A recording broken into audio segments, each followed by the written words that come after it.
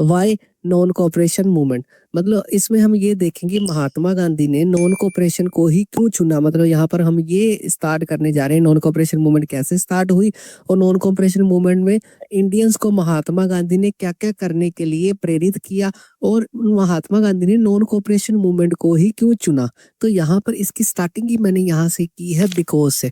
मतलब आपको क्वेश्चन आएगा why the Mahatma Gandhi choose non cooperation movement against the British.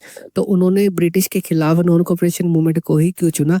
Because क्या था, महात्मा गांधी को पता था कि इंडियंस ने ना अंग्रेजों के साथ कोऑपरेशन की है, वो हमारे सर पे आके नाचने लग गए। मतलब महात्मा गांधी ये जानते थे कि ब्रिटिश ने क्या किया है, अंग्रेजों के साथ कुछ एग्रीमेंट किए थे। मतलब यहाँ पर बेसिकली अंग्रेज व्यापार करने आए थे, पर अंग्रेजों ने क्या किया, यहाँ पर धीरे धीरे व्यापार के चक्कर में यहाँ पर कब्जा करना शुरू कर दिया। क्योंकि यहाँ पर क्या था, हमने इंडियंस ने अंग्रेजों के साथ कोऑपरेशन किया है। जैसे मैं आपके घर में आ जाऊं एक बार कुछ भी ऐसे बहाने लगा के, तो आप मेरे साथ कोऑपरेशन करोगे, आप मेरे को घर पे ले आओगे और घर पे आके मैं डाका डाल दूं, ऐसा कुछ किया अंग्रेजों ने। तो यहाँ पर लाइंस को इंग्लिश में लिखते हैं, इसका मतलब क्या बना कि बिकॉज ब्रिटिश जो रूल था इंडिया में स्टैब्लिश और सस्टेन कैसे हो पाया, क्योंकि हमने इंडियंस ने उनको कोऑपरेशन किया है, उनको संयोग दिया था जो अच्छाई का फायदा उठा के हमारे साथ बुराई की।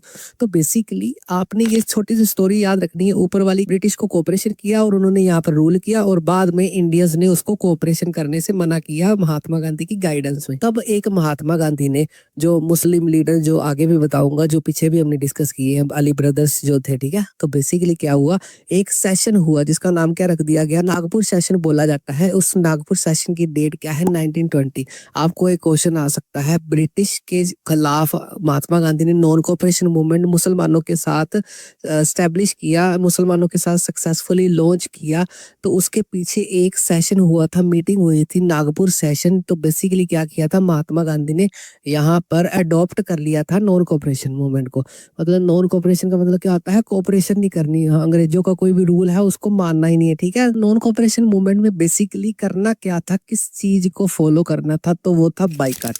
बाइकाट का मतलब क्या होता है, हाँ भी हमने कोई भी चीज का यूज नहीं करना, कोई भी चीज अंग्रेजों की बनाई हुई हमने कोई भी चीज यूज नहीं करनी। तो बाइकाट क्या क्या चीजों को किया, जो मैं आगे डिस्कस कराऊंगा। बाइकाट किया लेजिस्लेटिव काउंसिल, जो भी अंग्रेजों की लेजिस्लेटिव काउंसिल थी जहां पर अंग्रेज बैठ के रूल बनाते थे, उनको इंडियंस ने मानने से मना कर दिया। क्यों? क्योंकि अंग्रेज तो क्या कर रहे हैं, जलियांवाला बाग में गोलियां चलवा रहे हैं और भी नाक रगड़वा रहे हैं, बहुत ज्यादा बुरा व्यवहार कर रहे हैं इंडियंस के साथ।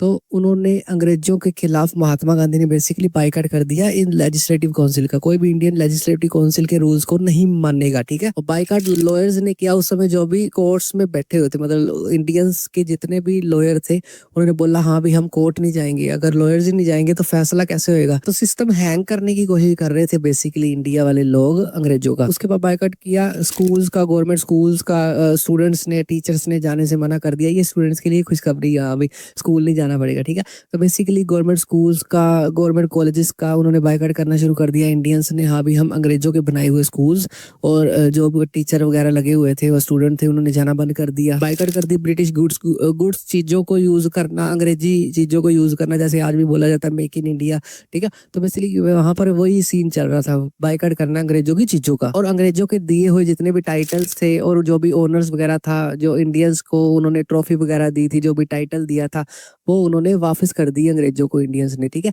ऐसे तो है नहीं जैसे मैं आपको टाइटल दे दूं, हाँ भी आप मेरे शेर पुत्र हो और शाम को आपको पीटूं, तो क्या फायदा उस टाइटल का। तो बेसिकली ये सारी चीजों को उन्होंने बाइकाट किया। ये सिर्फ और सिर्फ महात्मा गांधी और जो अली ब्रदर्स थे, शौकत अली थे, वो सारा निगरानी रख रहे थे और वो कैंपेन भी कर रहे थे। ये सारा बाइकाट का सिस्टम है जो सही तरीके से चल रहा है कि नहीं चल रहा। यहाँ से आपको ना 2 क्वेश्चन कवर हो गए। एक, नॉन कोऑपरेशन मूवमेंट को ही क्यों चुना, तो ये वाला लिखना है, आपने कोऑपरेशन किया था, अब कोऑपरेशन बंद करना है।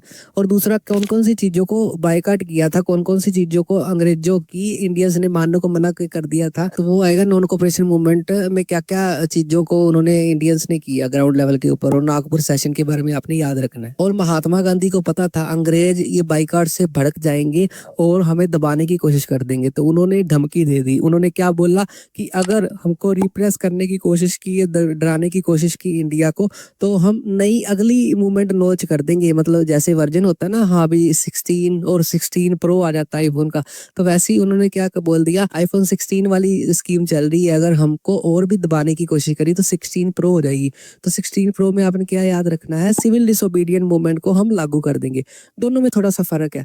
क्या फर्क है? नॉन कोऑपरेशन मूवमेंट में क्या है, अंग्रेजों की बातों को नहीं मानना। अगली अगर अंग्रेज दबाने की कोशिश करेंगे तो महात्मा गांधी जी ने अल्टीमेट दे दिया, चेतावनी दे दी, सिविल डिसोबीडिएंट मूवमेंट स्टार्ट कर देंगे। मतलब कि हम अंग्रेजों के बनाए रूल को तोड़ना शुरू कर देंगे। नॉन कोऑपरेशन में क्या है, तोड़ना नहीं है, मानना नहीं है बस, ठीक है। अब बेसिकली अब क्या है, मानना भी नहीं है और तोड़ेंगे भी रूल, ठीक है। आई होप ये दोनों में डिफरेंस पता चल गया। नॉन कोऑपरेशन मूवमेंट में जितने भी क्वेश्चन आएंगे इससे बाहर नहीं आएगा, नोट से बाहर। उसके बाद सिविल डिसोबीडिएंट मूवमेंट कब स्टार्ट करेंगे, जब हमको और भी दबाने की कोशिश करोगे और भी बुरा व्यवहार करोगे। ये सारी चीजों का हमें कैसे पता चलता है, तो महात्मा गांधी ने बुक लिखी थी हिंद स्वराज, जिसकी डेट याद रखनी है 1909 में महात्मा गांधी ने हिंद स्वराज बुक लिखी थी, जिसमें ये सारी डिटेल दी गई। उन्होंने नॉन कोऑपरेशन मूवमेंट कैसे बनी, क्या ये सक्सेसफुल हुई, और ये सिटीज में कैसे परफॉर्म हुई और विलेजेस में कैसे परफॉर्म हुई, और भी सारी चीजें महात्मा गांधी की बुक में है। आपको अगर फुर्सत है, टाइम फ्री है, तो आप उसको पढ़ सकते हो। तो आई होप ये 1.3 आपको अच्छी तरह समझ आ गई।